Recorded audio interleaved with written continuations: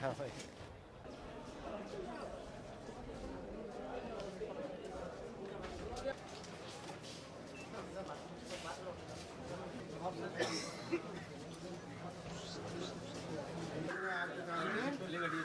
रखना सब वकील और आप लोग एक है सर, आप लोगों के खिलाफ फिर आप किसी दबाव में है क्या? सब एक है ना? चलो बढ़ो चलो।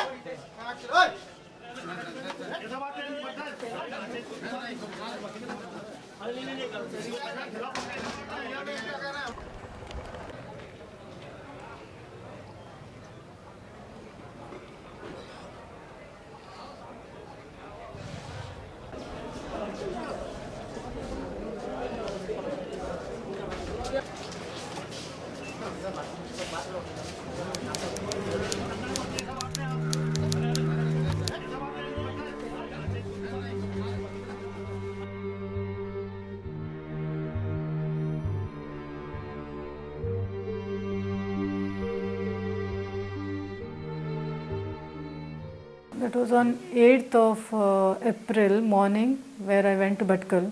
It was for the wedding of my sister-in-law's daughter. The wedding was on 11th, but I had to move for 2 days earlier, so I went on 8th.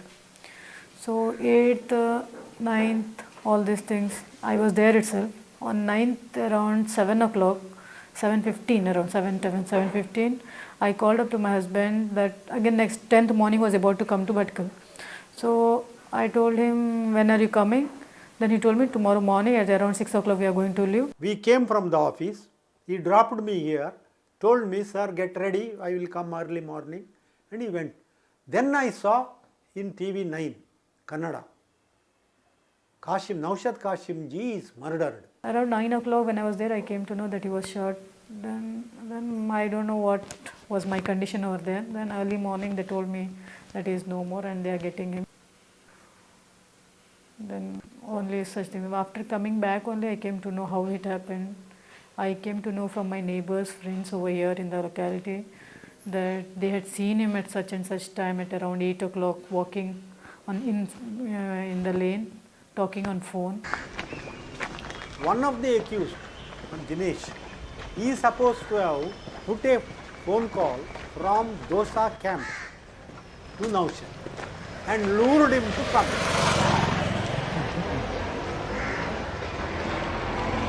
Who are you? Why are you attacking me? What do you want? Then attack is started. Attack and he fell down. Fell down here. Then a shot was administered. Bullets were found spread here. And then he was butchered on the back of the head.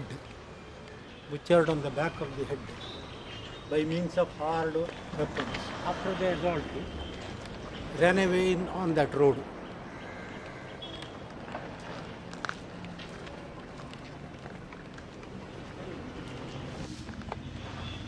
Here.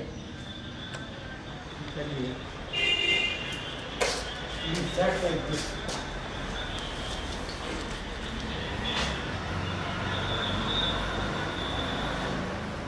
Then he got up. Then he went. He wanted to lift. He wanted to. Then he fell and he could not go. Lost all blood. There was a watchman here. He wanted to prevent. Here he fell.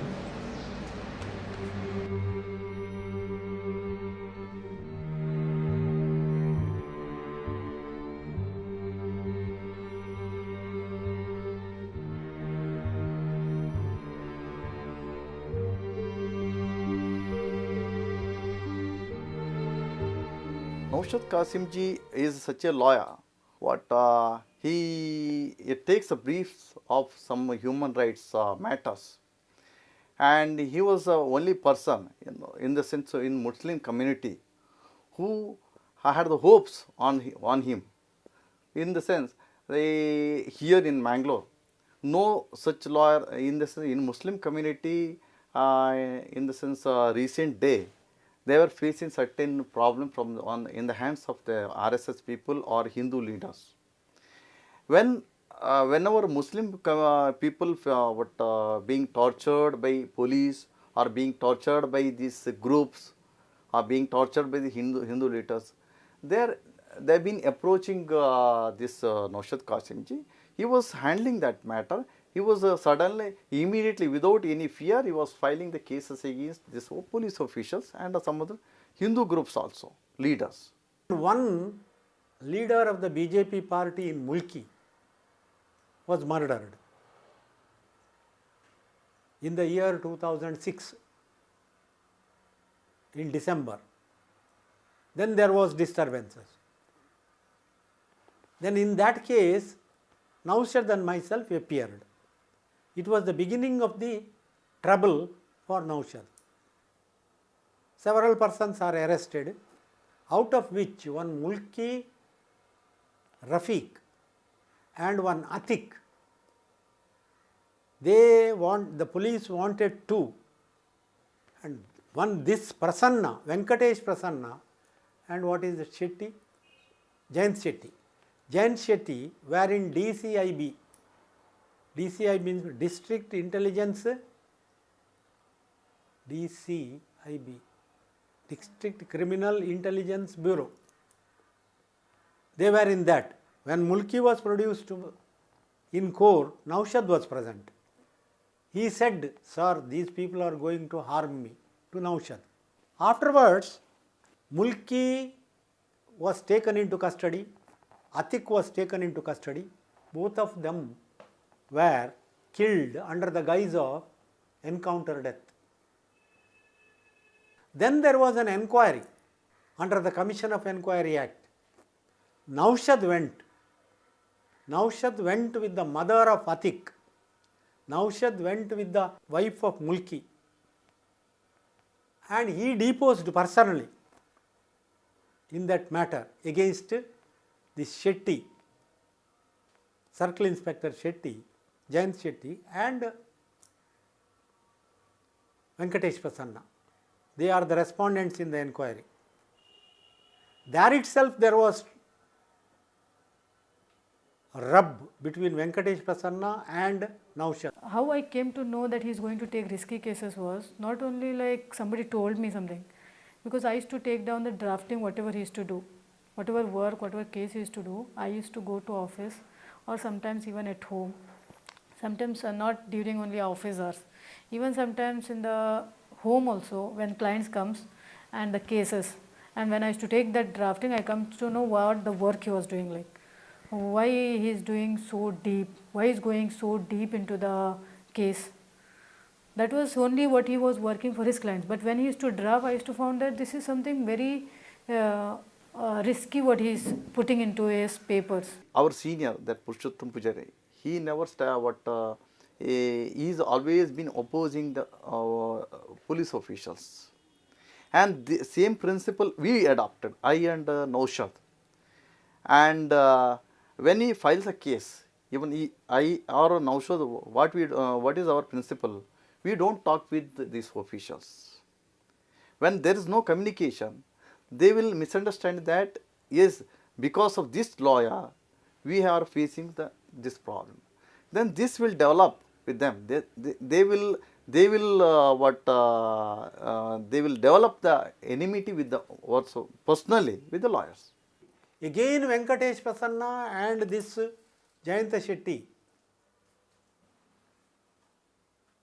arrested Abdul Rashid, they call him as Malbari, Abdul Rashid and 4 others in March when he is coming from Kasaragod, and then they wanted him for police custody. So Venkatesh Prasanna, after arresting all these persons, he created a story. He is very intelligent in creating stories. He created a story that this Abdul Rashid has come here to Mangalore along with others in order to murder Varun Gandhi and Pramod Mutalik, Sangha Parivar people, leaders. In fact, it is a false complaint. He opposed for police custody. They wanted him for police custody for 15 days. He opposed. Then the magistrate said, you put it in writing that they are going to kill him. He put it in writing, in his own handwriting. He wrote down and gave it to the magistrate. Then the magistrate gave him to only 3 days custody and said in the order, you must question this accused in the presence of Naushad Kashimji, defense counsel. This was the hitch. So he was defending some of the cases which others would have hesitated to defend. So he was certainly a target, not just for certain Hindutva people, but also perhaps for the establishment. He had enemy of department. Department were opposing because when the matter comes, suddenly he was filing the case against the department or some officials. So he had some enemies from the department saying, I don't mention their name, but we believe that the department was involved in his murder. Yeah, after the incident I came to know that see, like this thing he himself has told to one of his cousin. After the incident, after so many days, after so much of long time, they came and told me, your husband, he himself has told me that such threats from police. From police are giving him threat and he is going to be killed by police. This is what he told to one of his friends. The murderers of Naushad Kashimji in the present case are the murderers earlier arrested by Venkatesh Prasanna and Jayanta Shetty. At the time on the 6th itself, 6th April, when one court rejected the 15 days custody to the police, those murderers were released on bail.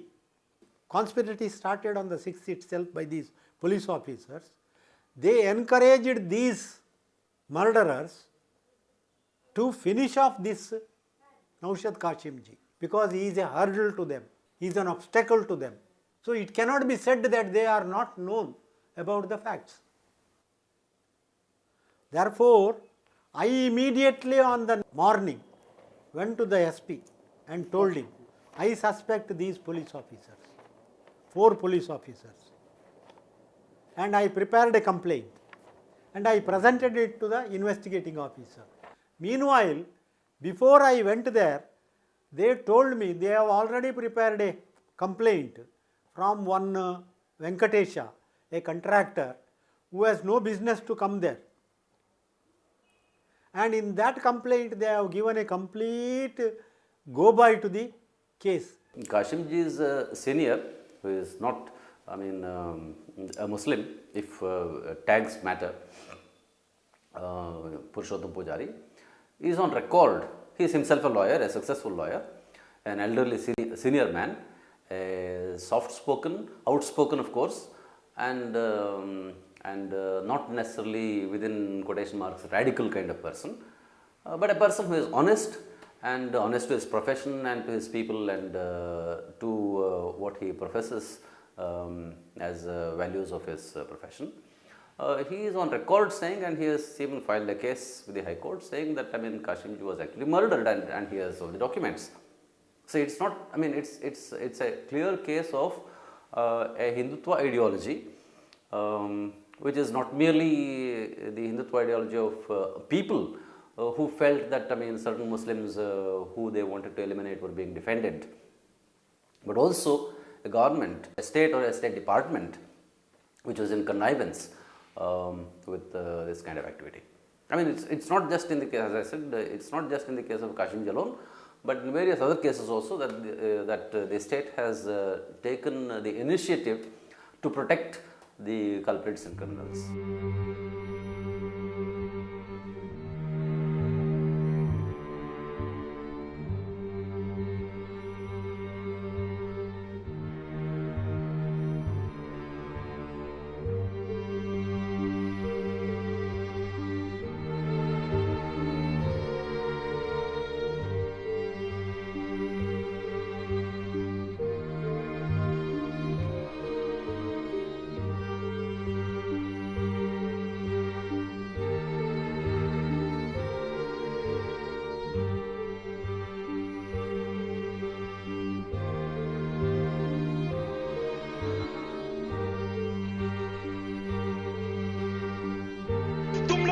तरक्की नहीं की हो तुम लोग, down down, तुम लोग fail हो गए हो मारने वाले। फाइनल डे पे जब हम कोर्ट यूजुअली जैसे हम जाते हैं वैसे मॉर्निंग में गए थे और हम कुछ 5 साढ़े 5 के करीब हम लौटे वहाँ से। तो उसके बाद 3 दिन छुट्टी थी, तो हमने कहा कि हम लोग आज ऑफिस में लेट बैठेंगे क्योंकि 3 दिन छुट्टी थी। तो जब हम लौट रहे थे मैंने बोला कि जब उनको मैंने अपने उनके घर के पास छोड़ा, क्योंकि पहले उनका घर पड़ता है और उसके बाद हमारा ऑफिस होता था। तो कार से हम आए तो हमने उनको छोड़ा, तो हमने उसको पूछा कि आप कितने बजे आओगे। तो वो कुछ कहना चाहते थे और कार का दरवाज़ा बंद करते करते मुझे ऐसे बाय करके पलट के वो चले गए। कपड़ा वही ड्रेस में थे, काला और सफ़ेद में। तो जैसे चाय पानी पी के गए हैं अपने कमरे में, वैसे खाट पे लेटे हैं। वैसे प्यून आया 6:20 पर प्यून आया है।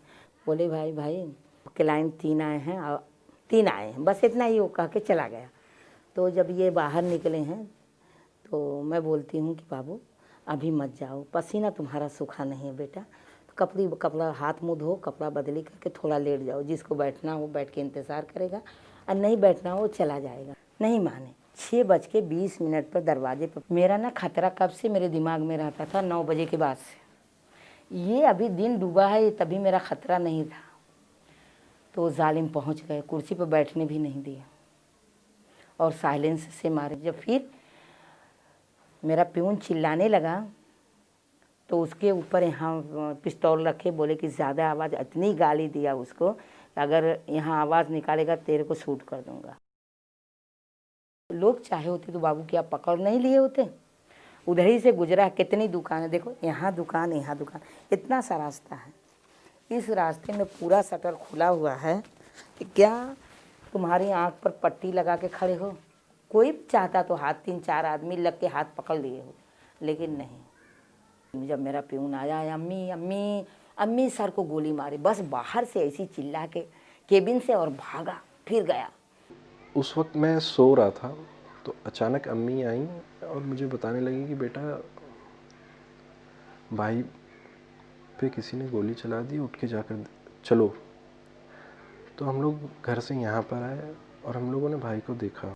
उनके 2 सांस थी सिर्फ, और आंखें आधी खुली हैं आधी छुपी हैं।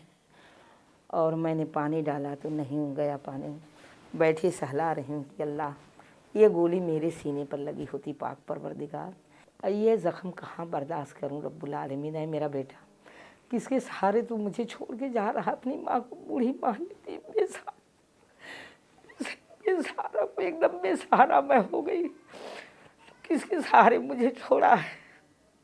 मेरे बेटे को जरा भी वो सांस नहीं था, 2 सांस सिर्फ आई है बस। यहाँ से पूरी बदन का जान निकल चुका था, यहाँ से 2 सांस आई। जैसे अम्मी ने आपको बताया कि अम्मी ने अपने गोद में लिया, पानी पिलाया,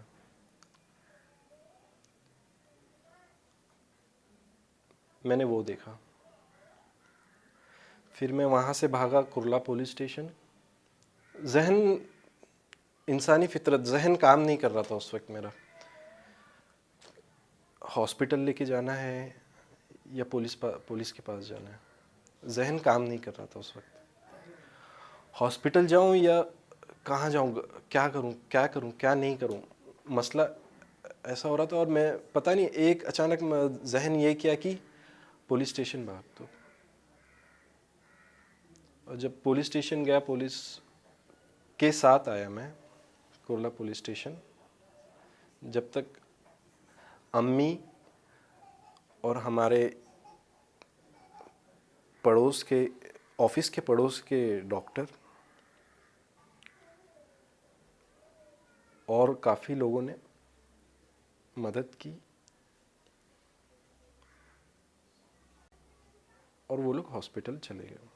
So far as Shahid Azmi is concerned, I can only say that he was one of the biggest casualties for the legal fraternity, and not just for the accused persons who he represented, because he was a very talented lawyer and a very upcoming lawyer, and he used to handle a lot of these cases where the terror accused were arrested and falsely implicated, and he successfully handled a lot of matters. And even in the Ghatkopar blast case, we have worked together where he was also successful in getting his client acquitted. His area of work was much wider.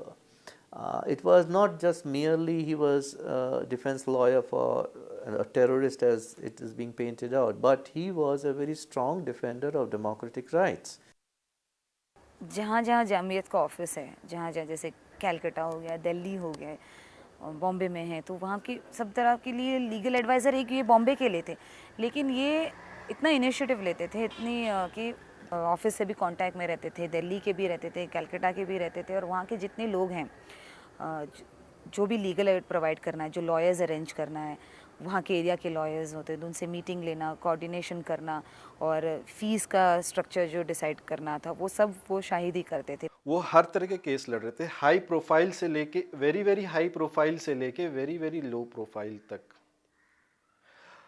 अगरचे वो चाहते तो कसाब का case ले सकते थे, लेकिन उन्होंने गौर किया, फिक्र किया,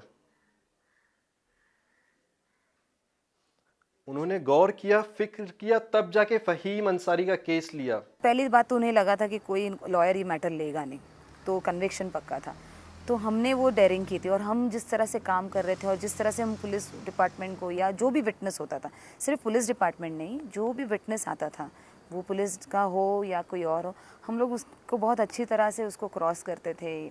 जो चीज़ें हमें चाहिए थी वो रिकॉर्ड पे आती थी बराबर से। तो इस वजह से एक कहीं अनरेस्ट था, कहीं ना कहीं उन लोगों को आपस में ये था कि भाई ये केस छूट जाएगा, ये तो एक चिढ़ थी उन लोगों को, थोड़ी सी चिढ़ इन द सेंस कि जहाँ उन लोगों ने जो सोचा था कि कन्विक्शन होगा इस चीज़ को, जहाँ वो एक्विटल के स्टेज पे आ गया, तो एक लाजमी है कि एक फ्रस्ट्रेशन आ जाएगा किसकी। 2004 अप्रॉक्स का वाक़या है ये। रवि पुजारी ने ये धमकी दी थी, the close associate of Bunty Pandey who was recently arrested from Vietnam. उस दौरान उसने ये धमकी दी थी कि तेरा पत्ता बिक चुका है, मेरे लड़के तेरे घर भी देख चुके हैं, मैं सोचा था कि तू बहुत बड़ा अमीर लॉयर होगा, लेकिन तेरा घर देख के तो नहीं लगता कि तू इतना बड़ा लॉयर है, फिर भी तुझे मारने के लिए क्यों बोला गया। जैसे उनके लिए नॉर्मल था, उनको आते थे, अक्सर उनको आते थे, कोई कोई इनडायरेक्टली कहता था, जैसे पुलिस डिपार्टमेंट भी उनको इनडायरेक्टली कहते थे कि भाई आपको ये ऐसे मैटर्स आप क्यों लेते हैं, आपको नहीं लेना चाहिए, तब भी वो कंटिन्यू करते रहे, उन्होंने किसी की बातों पे ध्यान नहीं दिया। तो अक्सर उनको कहीं ना कहीं ये था कि ये जो मैटर्स वो ले रहे हैं उसका अंजाम उनके लिए अच्छा नहीं होगा, फिर भी वो पीछे नहीं हटे इस मामले में। उनका एक बार मतलब ऐसा था कि बहुत काफ़ी परेशान थे, अपने घर से निकले, मैं उसी रास्ते से जा रहा था बाहर की तरफ, अपने गेट की तरफ, तो उन्होंने मतलब सलाम दुआ किया, मुझे रुकाया, और जो चेहरा उनका जो उतरा हुआ था और उनको जो फीलिंग थी क्या मैं बहुत परेशानी में हूँ, बहुत ज़्यादा परेशानी में हूँ, क्योंकि मेरे पास सेंसिटिव केसेस होने की वजह से और जो बेगुनाह लोगों की जो मैं केस लड़ रहा हूँ, मेरे को एजेंसियों से खतरा महसूस होने लगा। Naushad Kashimji and Shahid Azmi were killed in a similar fashion. Both were resting at their respective homes after court work when they were called out by the killers, pretending to be clients, and were then shot. Henchmen of the two underworld dons, Ravi Pujari and Bharat Nepali, were each charged for the murders respectively. It is also alleged that they, along with their mentor Chota Rajan, are backed by the intelligence agencies to operate against international fugitive Dawood Ibrahim and other targets. Due to this proximity, many suspect the involvement of rogue elements of Indian establishment in these two killings. Both the lawyers were given a tough time to the police. Beating, intimidation, and other kinds of harassment of lawyers defending terror cases is also on the rise in various parts of the country. ये court के serial blast 3 जगहों पर हुए, वाराणसी, फैज़ाबाद और Lucknow. Blast होने के फ़ौरन बाद ये आने लगा कि इंडियन मुजाहिदीन के लोग हो सकते हैं या फौजी के लोग हो सकते हैं, और उसी लाइन पर इन्वेस्टिगेशन शुरू हुआ। इसके बाद होता ये है कि आपके तारिक कासमी आजमगढ़ के निवासी जिनको आपके एसटीएफ के लोग अपहरण करके आजमगढ़ से ले आए और खालिद मुजाहिद को आपके मड़ियाहू से उनके घर से पकड़ के एसटीएफ ले आती है। जो ब्लास्ट हुए 23 नवंबर को, उसी दिन सारी कचहरियों में, बल्कि फैज़ाबाद अयोध्या में जो ब्लास्ट हुआ था उसी दिन सारी जगहों के बार एसोसिएशन ने फैसला ले लिया कि कोई एडवोकेट इन मुकदमों की पैरवी नहीं करेगा। चूँकि प्रस्ताव पारित हुआ था इसलिए कोई जो है उसमें इन्वॉल्व नहीं हो रहा था। मैं उसी के सिलसिले में फैज़ाबाद की कोर्ट में आता हूँ। पहले सीजीएम की कोर्ट में, सीजीएम फैज़ाबाद की कोर्ट में, जब एटीएस के जो आईओ थे राजेश श्रीवास्तव, उन्होंने ब्रेन मैपिंग के लिए एप्लीकेशन दिया, तो उसका ऑब्जेक्शन लेकर के मैं कोर्ट में आया, कोर्ट में दाखिल किया। यहाँ के जो कुछ वकील थे जो चाहते थे कि कोई उनके मुकदमे न करे लोगों के, उन्होंने पीछा किया, लेकिन जैसे मुझे खबर मिली मैं वहाँ से निकल भागा। इसके पहले शोएब साहब इस मुकदमे में आए थे, लेकिन उनके भी साथ लोगों ने दुर्व्यवहार किया था, वो चले गए। तो पावर में जब मैंने फाइल किया तो सौरभ मिश्रा उस समय उन्होंने मुझसे कहा कि आपने ये बहुत गलत काम किया। इसके बाद जो है मीटिंग हुई, मीटिंग के बाद ध्वनिमत से फैज़ाबाद बार एसोसिएशन सदस्यता से मुझे निकाल दिया गया। सारे राइट्स मेरे जो थे वहाँ से ख़त्म कर दिए गए और दिनांक 16/6/2008 को दिन में लगभग 3 बजे जनरल सेक्रेटरी मंसूर इलाही के नेतृत्व में, जिसमें संजीव दुबे भी थे, करीब 100 अधिवक्ताओं ने मुझे घेर लिया। घेरने के बाद मुझे धमकी दी, थ्रेटनिंग दिया और मेरा तख्ता और कुर्सी उठवा ले गए। 4 अप्रैल 2008 को फिर मैं सीजीएम की कोर्ट में गया। सीजीएम ने कहा कि भाई आपको जो एप्लीकेशन देना हो दे दीजिए और चले जाइए, नहीं तो अभी फिर घेर लिए जाएंगे आप। वही मैंने किया। फिर ये सेशन कमिट कर दिया गया केस। सेकंड एडिशनल सेशन जज एक गौतम साहब थे, उनके सामने गया ये केस। 30 अप्रैल उनके यहाँ डेट लगी। मैं हाजिर हुआ पहले और उनसे मैं ये कह रहा था कि अब यहाँ जो है मेरे लिए ख़तरा है मुकदमा करने के लिए आने पर, इसलिए मैं चाहता हूँ कि हाई कोर्ट में एक पिटीशन फाइल करके और केस को ट्रांसफ़र करवा लूँ कहीं दूसरी जगह, और इसमें आप ऑब्जेक्शन ना करें। लेकिन उन्होंने कहा कि नहीं, आपको ख़तरा कहाँ, कैसे ख़तरा है। ये वही बात चल ही रही थी कि ख़तरा सामने आ गया। सैकड़ों की तादाद में वकील कोर्ट से बाहर नारे लगा रहे थे। पुलिस फोर्स रस्सा लेकर के एक बैरिकेड बना करके उनको रोक रही थी। तो नीचे पुलिस थी, काफ़ी लोग खड़े थे, भीड़ थी। हम लोग ऊपर चले गए तो उसके बाद नीचे से करीब 150-200 वकला साहिबान ऊपर पहुंच के और उन्होंने बड़ी बदसलूकी के साथ मारो मारो मारो, मार डालो मार डालो मार डालो मार डालो करने लगे। और मुझसे कहा गया कि मैं जज की चैम्बर में जाकर के अपनी पनाह लूँ। लेकिन फिर कुछ लोगों ने कहा कि नहीं, पीछे से भी वकील आ रहे हैं और वहाँ भी बच नहीं पाएंगे। शोएब साहब को मैंने देखा कि वकील साहब जा रहे थे तो लोगों ने काफ़ी भद्दी भद्दी बातें कहीं और मार डालने की धमकी दी और बढ़े भी, लेकिन पुलिस ने उनको रोका। इसी तरह से खालिद मुजाहिद और तारिक कासमी का केस बाराबंकी में, वहाँ भी पैरवी, चूँकि वही लोग थे, मुझे ही करना थी। बार बार मुझे घेरा गया, घेर करके पहले वापस कर दिया जाता रहा, लेकिन 17 अगस्त को जब घेरा गया तो मुझसे बलपूर्वक मेरा वकालतनामा विड्रा कराया गया। मोहम्मद शुएब साहब 2-3 बार पहले भी गए थे और ये असफल होकर लौटे थे।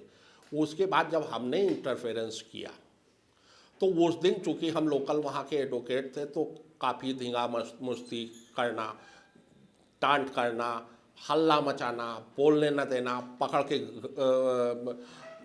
के जो है आपके इधर सुनिए उधर सुनिए। कोई वकील जो है कहता था हमारी बात सुन लो, पहले मेरी बात सुन लो, ये तुम्हें मेरी कसम, हिंदू धर्म की कसम और देश की कसम, इस तरीके से आपके करीब 15-20 मिनट तक जो है ये कवड़िया बाजार मचा रहा था। और उसके बाद जब हम लोग निकल आए हैं एक झटके में, ये सब डेट करा के, तारीख करा के निकल आए, तो उसके बाद तखत के ऊपर शुरू हुआ कि आपके 20 लोग आके बैठ गए, हाँ भाई ये केस आपको नहीं करना है। और एक साहब हैं कासिफ चौधरी साहब, उन्होंने सिर्फ इतना कहा था आपके पहले दिन जब मैं उपस्थित हुआ विरोध करने वाले लोगों से कि साहब ये आप क्यों कर रहे हैं, अगर इन्होंने लगा दिया तो होने दो। तो कम से कम 6 महीने तक उनके तखत के आसपास लोग बैठ जाते थे, 15-20 वकील दूसरे तख्तों के ऊपर, और उनकी माका डाका करते थे। लखनऊ में जहाँ से मैं खुद संबंध रखता हूँ, मेरी पूरी वकालत लखनऊ की ही है, वहाँ मेरे साथ और ज़्यादा ख़तरनाक खेल हुआ। 5 अप्रैल 2008 को वकीलों के एक ग्रुप ने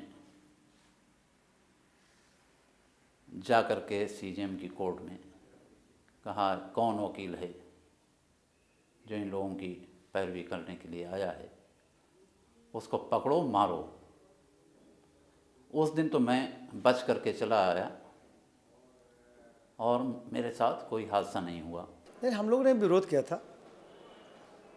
शुरुआत तो लखनऊ बार ने की थी आतंकवाद के खिलाफ। उस समय मैं लखनऊ बार का कार्यकारिणी सदस्य था, पूरी बार हमारे साथ थी। उसमें मेरा भी पावर था किसी की तरफ से, 2-4 लोगों की तरफ से, लेकिन मैं कई पैसे से अटेंड नहीं कर रहा था वो केस। उसमें शोएब साहब एडवोकेट आते थे। उस दिन ये वाक़या हुआ कि वो लोग मुलजिम वहाँ से कस्टडी में यहाँ कोर्ट में पेश होने के लिए आ रहे थे, और कुछ लड़के एडवोकेट्स जो ज़्यादातर बालाजी एसोसिएट्स एडवोकेट्स उनकी है, वो करीब 15-20-30 लोग वही लोग थे।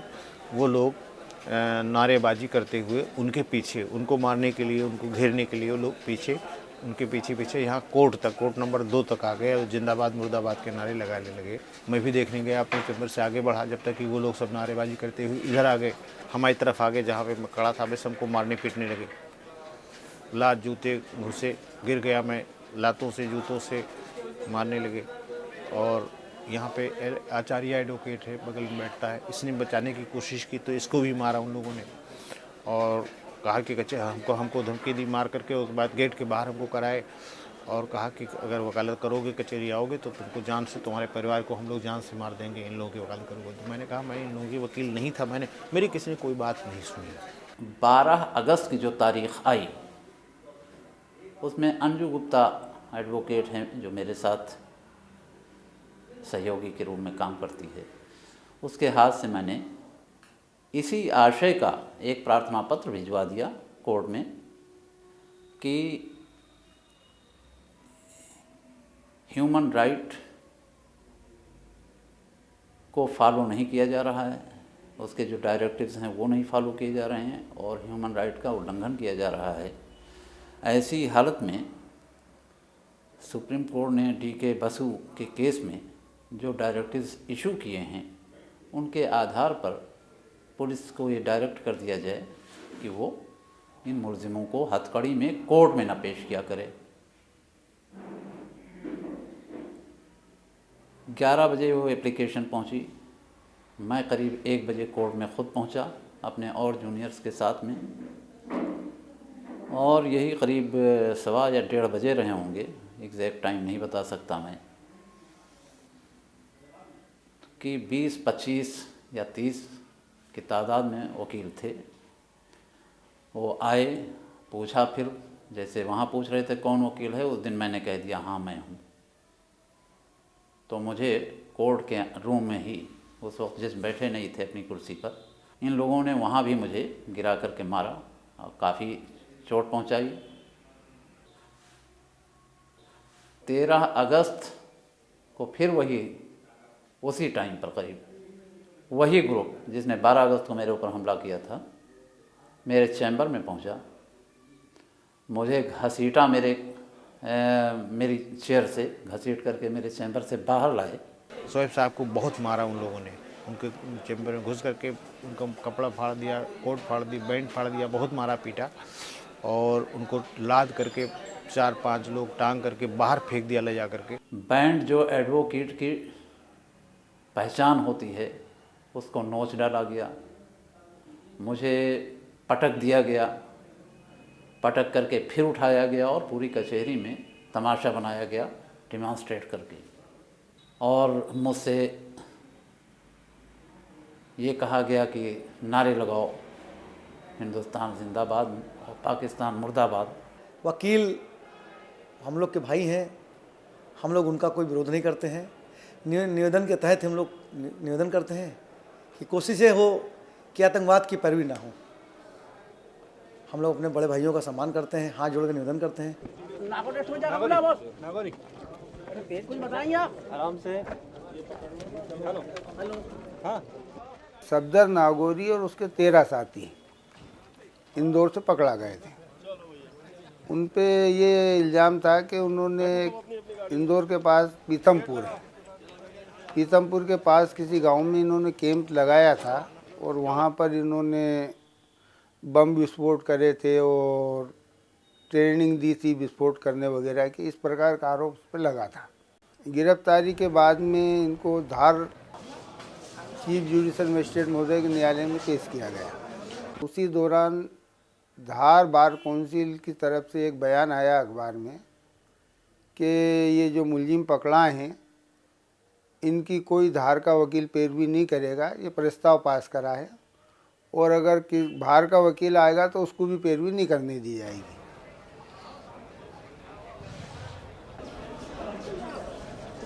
सन 2008 में 11 अप्रैल को हम धार गए थे तो वहाँ पर काफ़ी ये बीजेपी के युवा संगठन के, आरएसएस के, बजरंग दल के काफ़ी युवक आ गए थे। 15-20 लोग मेरे पास में आए और उन्होंने कहा कि आप कहाँ से आए हो। मैंने बताया जो उज्जैन से आया हूँ।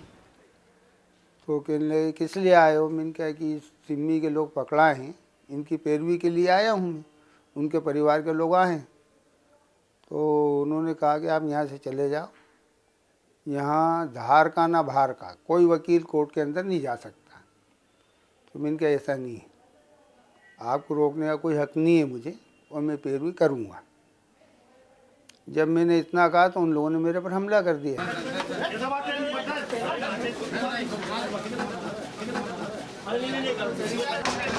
साहब वकील साहब को कोर्ट प्रीमाइसेस के अंदर ही मारा। उसकी मीडिया कर्मी ने शूटिंग वगैरह भी की, उसकी वीडियो फिल्म भी उतारी और वो फिर पुलिस को बताई भी और पुलिस ने कोई केस बनाया नहीं उनके खिलाफ। उन्होंने मेरे ऊपर काफ़ी लात घूंसे मारे, धक्के दिए, मेरा कोट पकड़ लिया, ये कंडीशन बना दी कि मेरे को अधमरा कर दिया था। दूसरी बार गए, दूसरी बार भी उनके साथ ऐसे ही व्यवहार किया गया, ऐसे ही उनके साथ ज़्यादती की गई। 2-2:30 बजे मैं कोर्ट से निकल के ने ऑटो स्टैंड है करीब 100-150 फीट दूर, वहाँ ऑटो में बैठने के लिए गया। मुझे ऐसा लगता है कि कोर्ट से ही कुछ लोगों ने टेलीफोन कर दिए थे उन लोगों को जिन्होंने पहले हमले करे थे। जैसे मैं ऑटो स्टैंड के पास पहुँचा, चारों तरफ से 8-10 लोगों ने मेरे ऊपर एकदम से हमला कर दिया और लात घूंसे मुक्के इस कदर मारे मेरे को, मैं ज़मीन पे गिर गया। उसके बाद भी लात मारते रहे। मैंने अनवर साहब वकील साहब इंदौर में उनसे मिला, उनसे मैंने कहा कि आप तो इस मुकदमे को धार से दूसरी सिटी में ले जाने के लिए पिटीशन लगा दें। मुलजिमान की तरफ से मैंने हाई कोर्ट में सेक्शन 407 CRPC के अंदर पिटीशन लगाई कि केस को ट्रांसफ़र कराया जाए। इसमें हमने उनको भारतीय जनता युवा मोर्चा वालों को भी पार्टी बनाया था। हालत ये रही कि जब तारीख पेशी पे उनको नोटिस भेजा गया युवा संगठन को, बीजेपी के लोगों को, तो उन्होंने हाई कोर्ट पे आके प्रदर्शन करा, वहाँ पर अनवर साहब को भी परेशान करा। एक दिन जब वो जवाब के लिए पेशी लगी थी, भारतीय जनता युवा मोर्चा को उनकी पेशी तारीख थी, कोर्ट के अंदर नहीं थी, ऑफिस में थी हाई कोर्ट के, तो झुंड बना के आया, जुलूस बना के आया, और फिर पुलिस ने पूरा कॉरिडोर कर दिया था, पूरी प्रोटेक्शन किया था कि किसी को कुछ गड़बड़ शड़बड़ नहीं हो, क्योंकि हाई कोर्ट का मामला था। इसलिए उन्होंने नारेबाजी की है, ये किए वो किए, सिर्फ जवाब पेश, वकील पद पेश करने के लिए, जवाब के लिए भी नहीं, वकील पद पेश करने आए ऐसे झुंड बना के। तो यहाँ भी उन्होंने यही कोशिश की कि टेरर क्रिएट किया जाए और कोई उनकी पैरवी नहीं करे। मेरा तो 23/1/2008 पे थोड़ा ये एक्सीडेंटल ये हो के स्लिप हो के मुझे रिब्स कट हो गए थे, 2 रिब्स। उसके बाद I was in hospital for up to 28.2। Discharge हुआ तो घर पे मैं रेस्ट कर रहा था, 1 महीने का रेस्ट था कंप्लीट। तो उसके बाद देखे तो 6th इवनिंग मुझे फ़ोन आ गया, एक थेफ्ट केस में एक वकालत डाल रहा है, एडवोकेट के भतीजा है बोल के।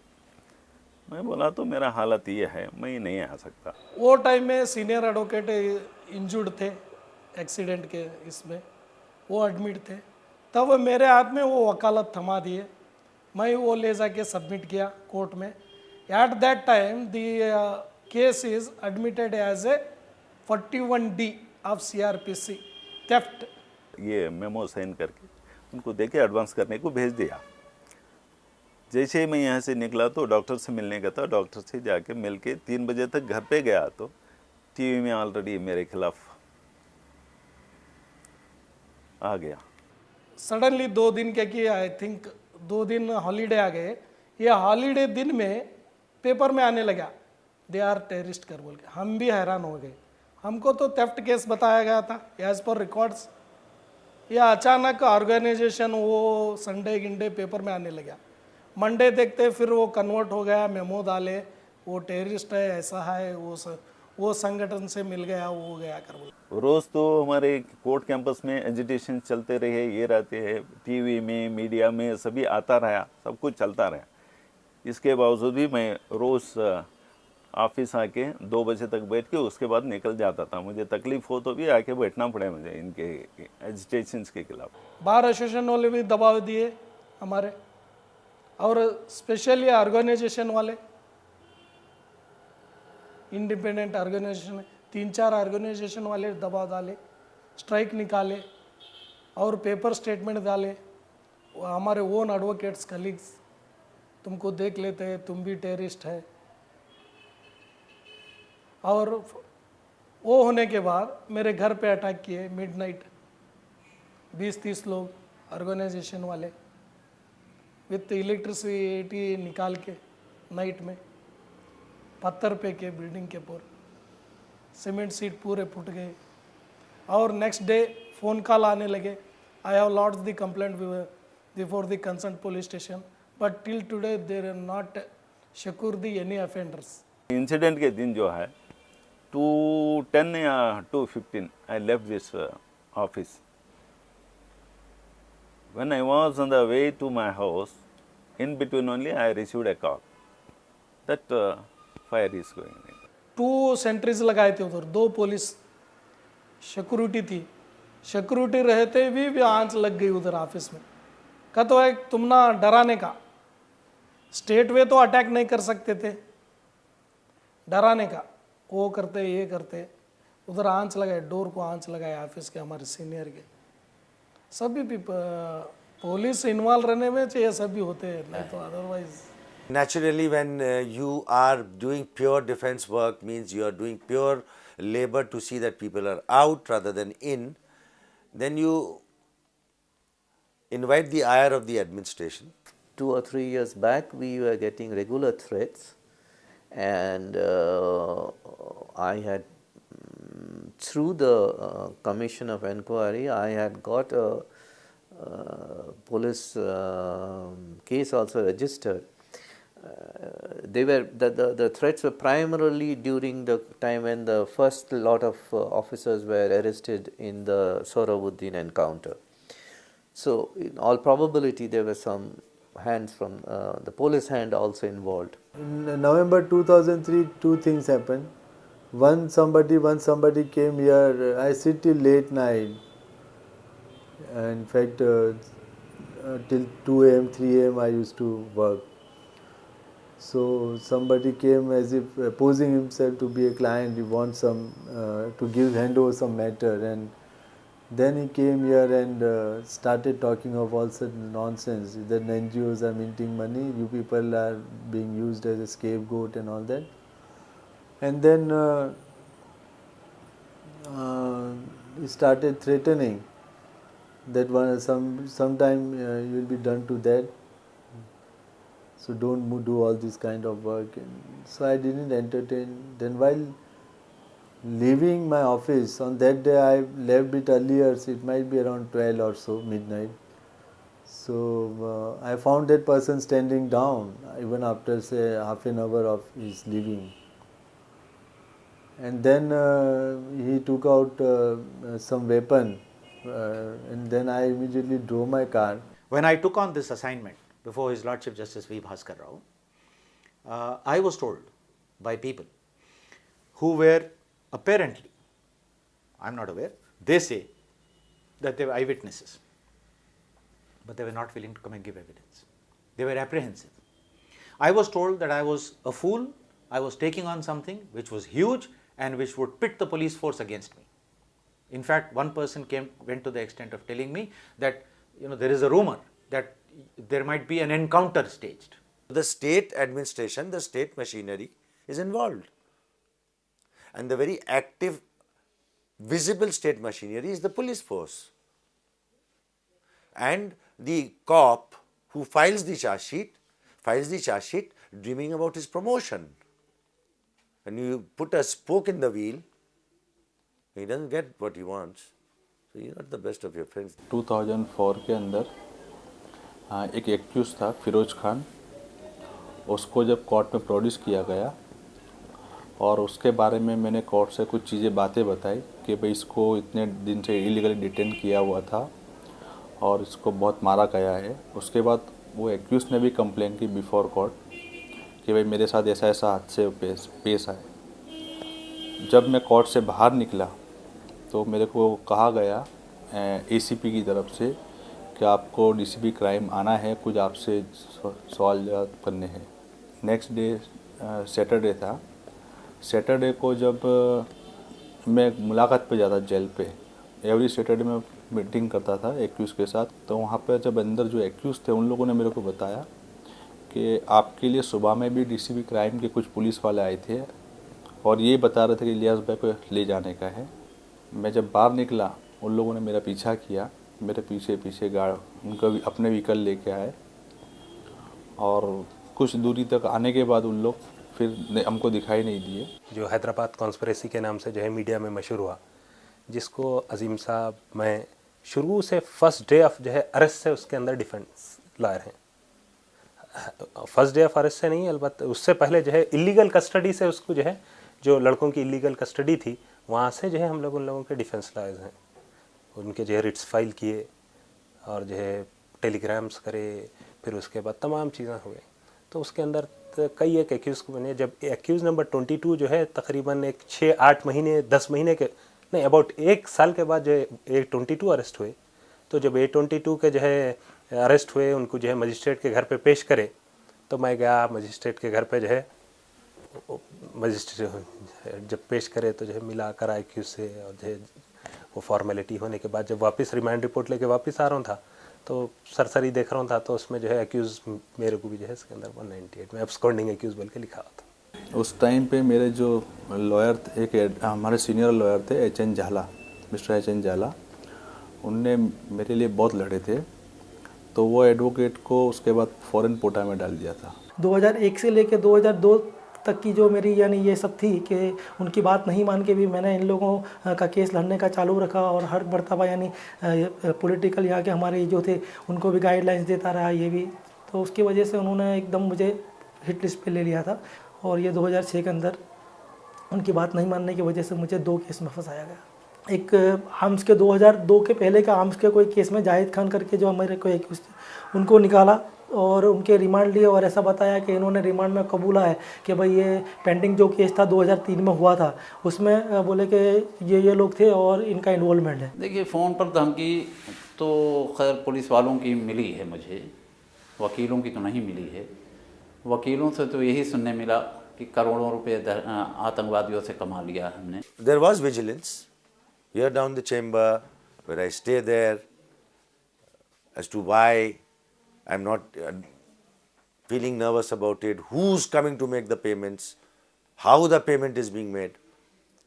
So I had once told a police officer, the payments are being made in a bank in Switzerland. कोई ख़ास घटनाएं तो मेरे साथ ये जो बोला यही हुई है, जैसा कि फ़ोन टैप हो जाना है या पीछे किसी का आ जाना या पब्लिक प्रोसिक्यूटर्स या कोई ज़ाती ख़ास एडवोकेट मिल के बोलना ये केस क्यों ले रहे हैं आप, और पुलिस ऑफिसर्स भी जो है कभी इस तरह के जो है हमको बोलना कि केसेस मत लो वरना मुश्किल हो जाएगा, आपके फ्यूचर को प्रॉब्लम होगा, अब बाद में प्रैक्टिस में आपको नुकसान होगा। इस तरीके की बातें अक्सर होते रहते हैं। जैसा कि हमारे पास जो है जुडिशरी में भी हमको मौका मिलता है, जैसा कि कभी पब्लिक प्रोसिक्यूटर का या किसी ऑफिसर का पोस्ट, तो ये केसेस अगर लेते हैं आप तो वो चांस आपको नहीं रहता है। There are manners in which the state operates. You suddenly find clientele drying up. You suddenly find you are appearing in courts, you are not getting your orders, but on the same sale fact, others are getting the same orders and you are watching them do it and get it. They advised me that don't take more than 1 or 2 matters, otherwise your career will be spoiled, you will be branded as a lawyer for Muslims. अगर मैं जा रहा हूँ तो लोग बड़ी suspicion की निगाह से देखते थे और कि लोग बताते भी थे कि ये आतंकवादियों के वकील हैं, ऐसा कहते थे। There goes the terrorist. Look at his zaat. Arey, he will not defend, then who will defend? In Bengali they would say, "Dak dak ke jacche." Or jatta dak, Musalman. We have been trying to persuade the special investigation team appointed by the Supreme Court to investigate into the criminal conspiracy during the 2002 riots, because it is a not just a mere allegation, but it is a very important public perception that large number of politicians, ministers, police officers were directly involved. Either they connived or by inaction they permitted the riots to take place. This application we filed before the SIT through one victim called Dildar and one of the member of our organization, Amrish Patel. The persons who were defending the accused of the Naroda Patia case, they in the cross examination tried to bring out that Dildar, who is an illiterate victim of the Naroda Patia, he did not know the entire application because it was written in English and words were put in his mouth. The complaint that has been filed is by one Mr. Premchand Tiwari, who is actually an accused of the Naroda Patia case, and he is on bail at the moment.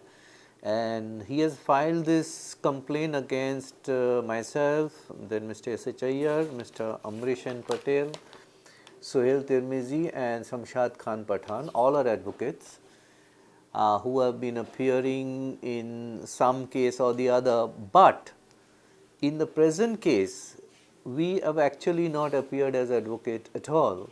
Here the thing is, an application has been given to Bar Council by an accused who is actually in jail. So he is a murderer, he is not an innocent person. He gives an application saying that this particular witness has said that in High Court some petition was filed, some application and affidavit was filed that was not prepared as per his say. Now, assuming everything to be true, he really didn't know, because there was another applicant, Mr. Amrish Patel, who knew everything. No, absolutely no allegation can be made against us because we were not involved. But very detailed application has now been filed with the Bar Council, demanding that our sanat should be cancelled. These are all tactics to browbeat the lawyers appearing for victims, so that we may get scared, we may stop fighting the cases and defend the witnesses. And ultimately witnesses would get so discouraged that they might kneel down before the accused.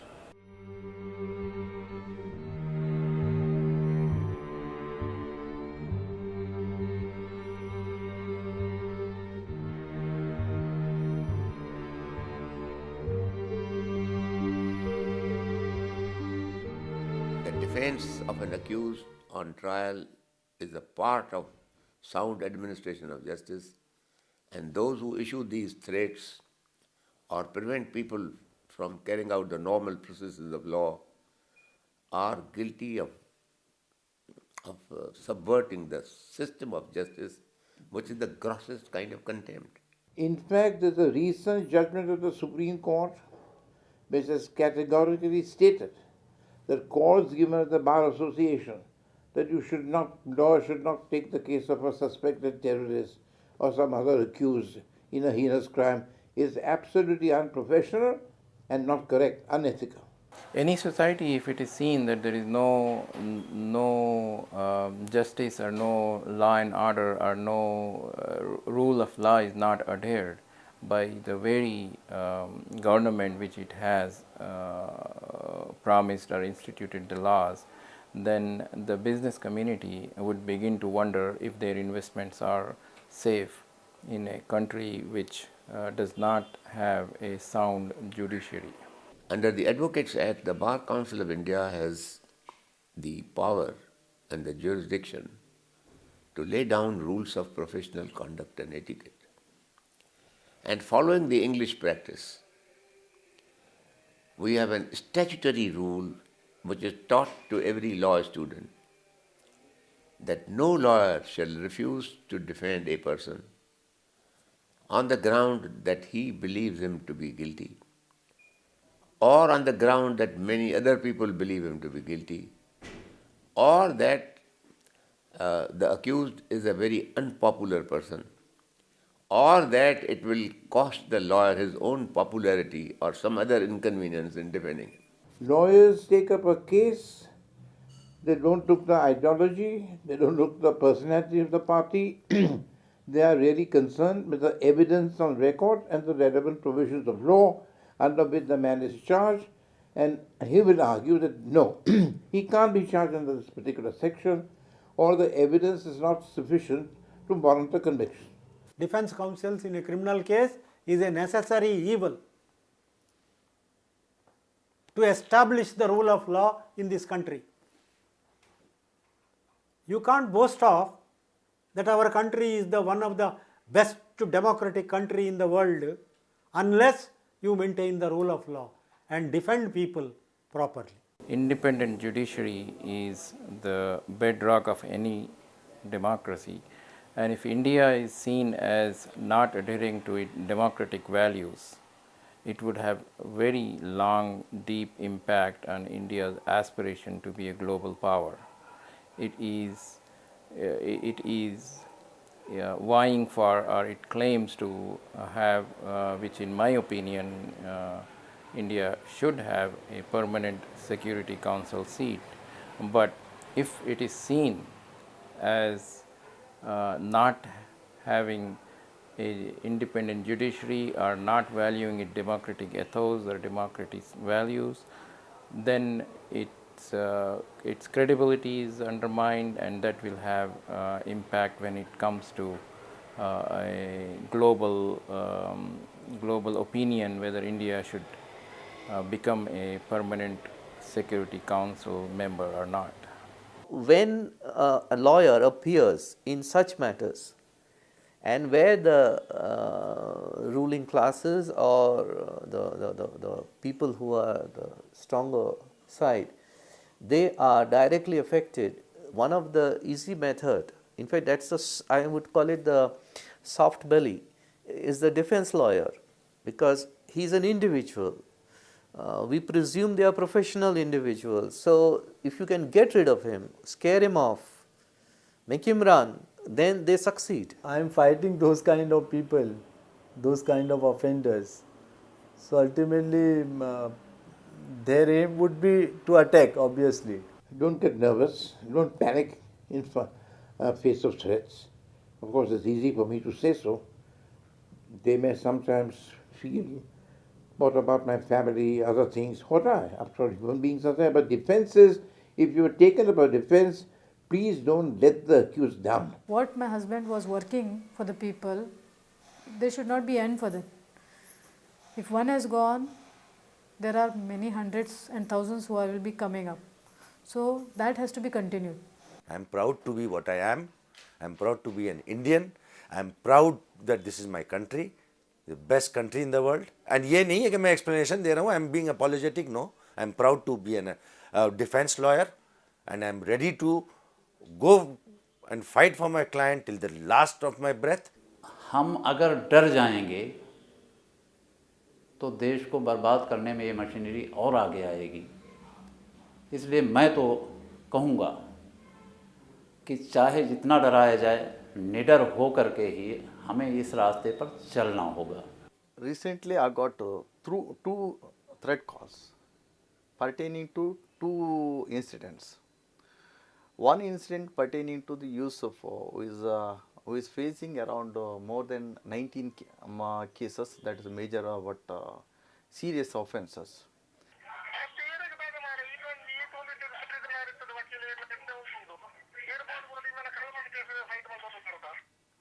Should I?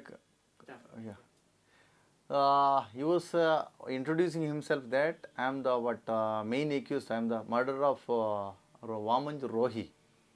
And then he was saying that why you are taken that this Yusuf's case. He is not an ordinary criminal.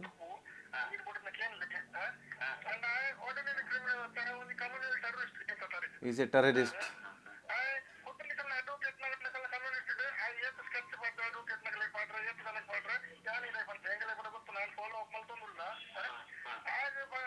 We are following up him that his whatever activities that Yusuf murder case. Yusuf.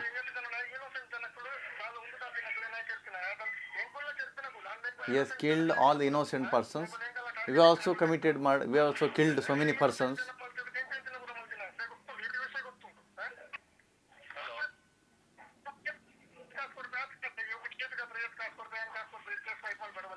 Yes. How much he is paying? Double amount I will pay. More than that I will pay. You drop that matter.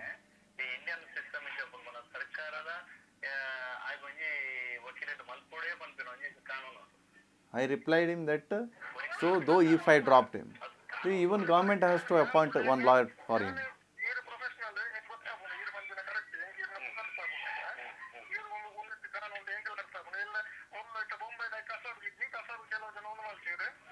Even also, Kasab also, he was saying that Kasab also provided one lawyer government by the government.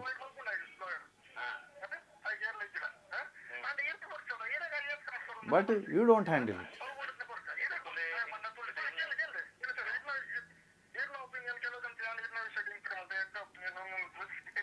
I inquired with all the public.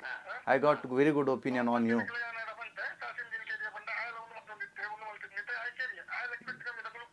Yes. Yes. Kasimji was handling that this terrorist case. We killed him. Like so, we are also you will be also killed.